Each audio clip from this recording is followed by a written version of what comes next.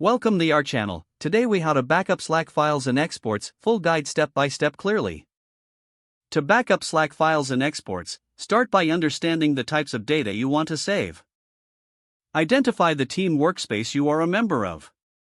For files shared in channels, navigate to the channel where the files are located.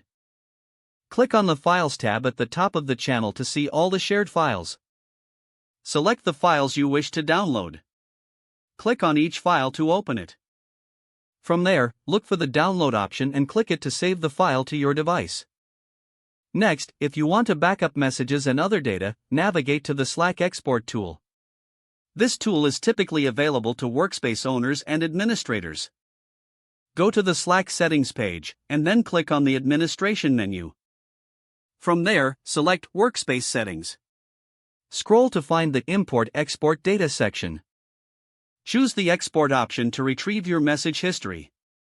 You will have the option to export data for a specific time frame. Select the desired date range for the export.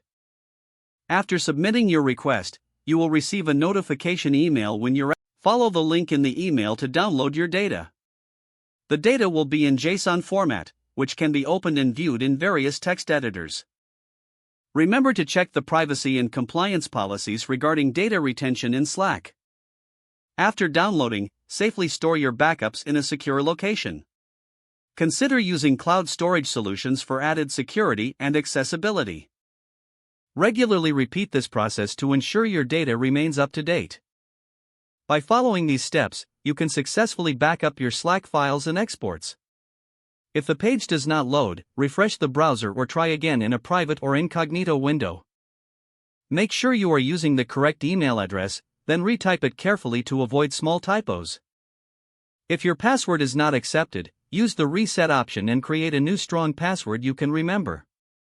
Check your spam folder for verification or security emails, then complete any requested confirmation steps. Enable two-factor authentication if available to improve account security and reduce unauthorized access risk.